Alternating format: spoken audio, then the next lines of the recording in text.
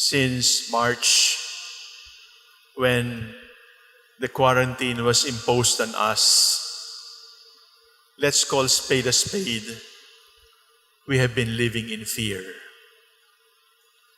We are afraid to get sick. We are afraid for our loved ones to get sick. We are afraid to die.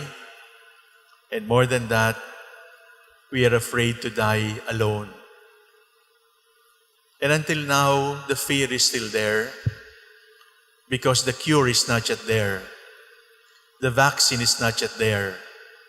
And the threat is still there. Fear is a natural human feeling. In fact, people who do not fear are considered mentally disturbed.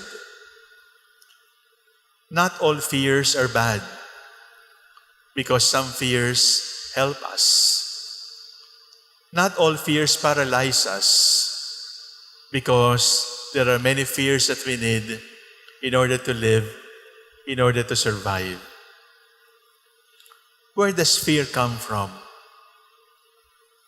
Where does it come from? Because I believe if we know where it comes from, we would be able to face it better.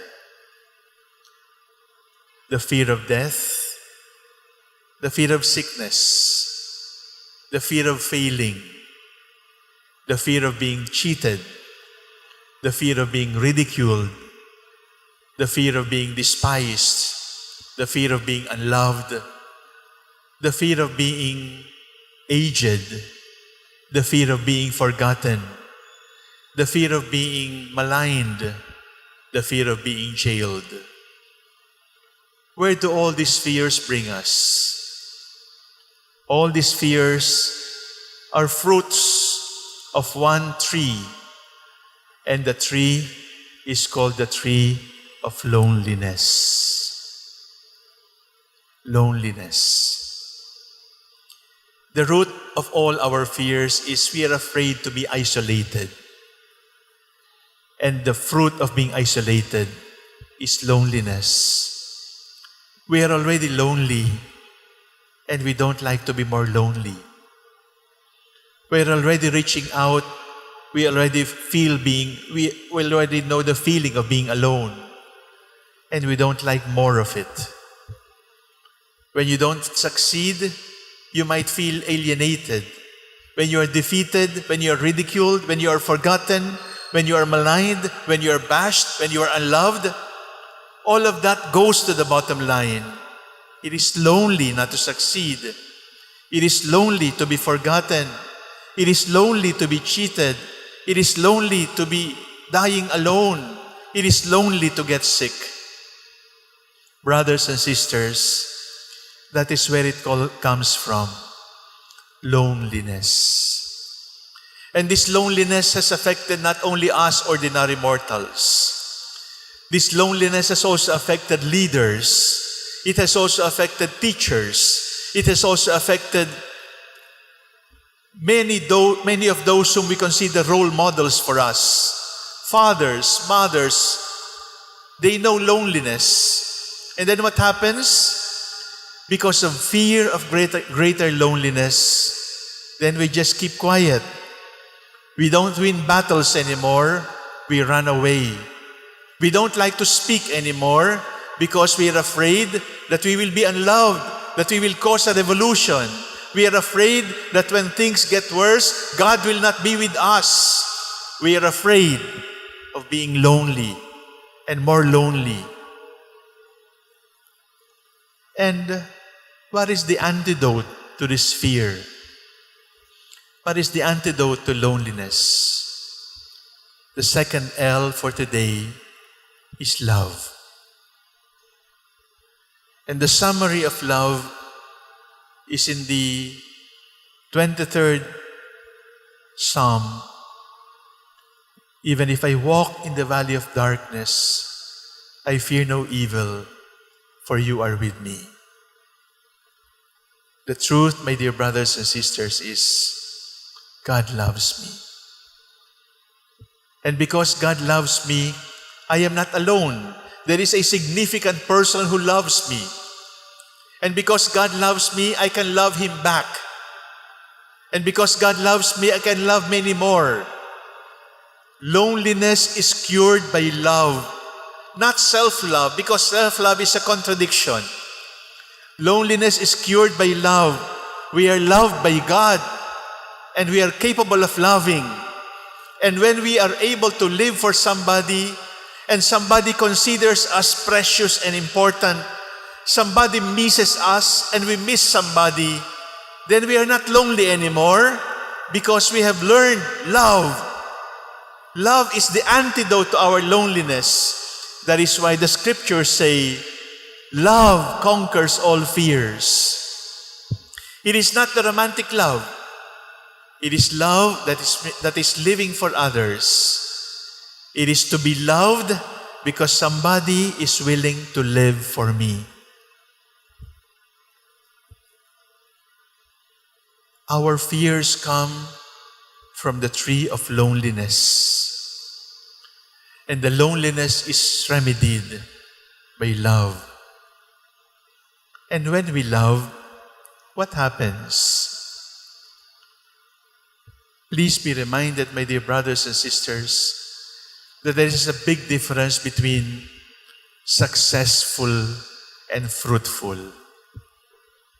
If you are successful, you may be strong, you may be rich, you may be rewarded, you may be recognized, you may receive medals. But fruitfulness does not come from success. Fruitfulness comes from exposing our vulnerability. Fruitfulness comes from recognizing our loneliness, recognizing our need to be loved. And from the tree of being vulnerable, we will be able to generate life. Come to think of it, we were all born because of human vulnerability. The vulnerability of our parents. And community is born not because people are strong, not because people are gifted.